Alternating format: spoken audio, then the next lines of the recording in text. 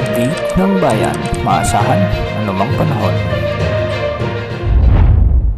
Magandang araw po sa ating lahat. Narito na ang update sa lagay ng ating panahon ngayon at sa magiging lagay ng ating panahon sa susunod na 24 oras. Sa kasalukuyan ay may umiiral muling Intertropical Convergence Zone o ITCZ sa silangang bahagi ng Mindanao, samantalang easterlies o ang mainit na hangin mula sa karagatang Pasipiko ang umiiral naman sa nalalabing bahagi ng ating bansa.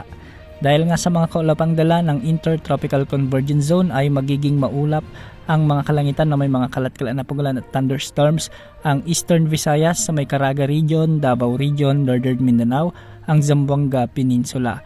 Ang mga lugar na ito ay pinapayuhang maging handa sa banta ng mga pagbaha o pagguho ng lupa, lalo na kung may mga katamtaman hanggang sa kung minsan ay malalakas na pag-ulan. Samantala sa Metro Manila, sa nalalabing bahagi ng bansa, particular sa Luzon, ay magiging mainit pa rin ang panahon dulot ng umiiral na easterlies. Sa nalalabing bahagi ng Visayas at Mindanao ay easterlies din ang umiiral, kaya saan pa rin ang malinsang panahon dulot nito. Para naman sa mga baybayin o mga pag-alon sa ating mga karagatan, asahan pa rin ang katamtaman ng mga pag-alon sa Northern at Central Luzon, samantalang sa nalalabing baybayin ng bansa ay posibleng umabot hanggang 1.8 meters ang mga pag-alon. Sa ngayon ay wala pa rin tayong namamonitor na sama ng panahon gaya ng LPA o bagyo na posibleng pumasok sa ating area of responsibility sa susunod na 3 hanggang 5 araw. Bukas, posible pa rin ang pag-iral ng Intertropical Convergence Zone sa silangang bahagi ng Mindanao at Visayas. At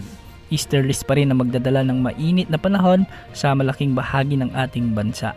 Yan ang update sa lagay ng panahon. Ito pang weather update ng bayan, maasahan anumang panahon.